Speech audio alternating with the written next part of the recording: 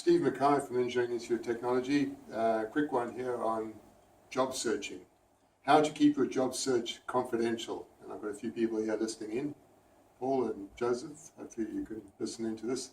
How to keep your job search confidential. So I've got a few suggestions there.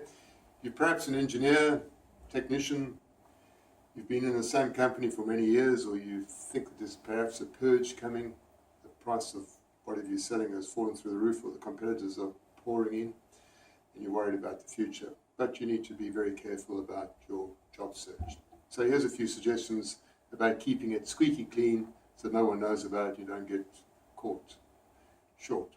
First one is, obviously, only when you're looking for a job, network with trusted peers. Because before you know it, the word can get out that Joe Bloggs is looking for a job, boys trying to bail on company XYZ. So the trick is try and network with trusted peers. Next thing is, in a company, particularly big companies, remember, Big Brother is watching you.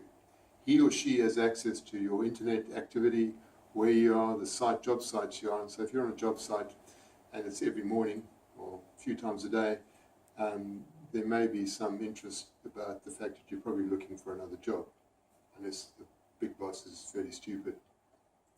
Phone confidentiality. When the calls come through on your wonderful mobile phone, perhaps don't take it in the toilets or your work area, unless you're pretty blasé. Go out into the car park and take the call there, and obviously make sure there's no one else listening in. Only work with professional executive search firms. You get so many shonky people recruiting outfits that you may be a bit horrified by your resume and what you're doing is spread to the whole world. You obviously want to make sure it's very targeted. Whenever you're corresponding with these guys with letters and things like that, make sure you put on top confidential candidate. Confidential candidate, because again, you want to make sure the message gets across that you don't want everyone to know about what you're doing. Be careful with social networking sites. You often get lurkers and things, guys that are observing what you're doing and you're not aware of it. It is a public domain, so you may find that your word has got out about what you're doing. And the other one, which I find very useful to get an idea about jobs, whether you're looking for one or not, is exhibitions and conferences.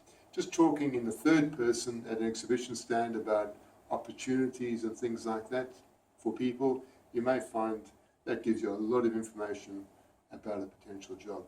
I'd say most good jobs you can achieve with networking with people.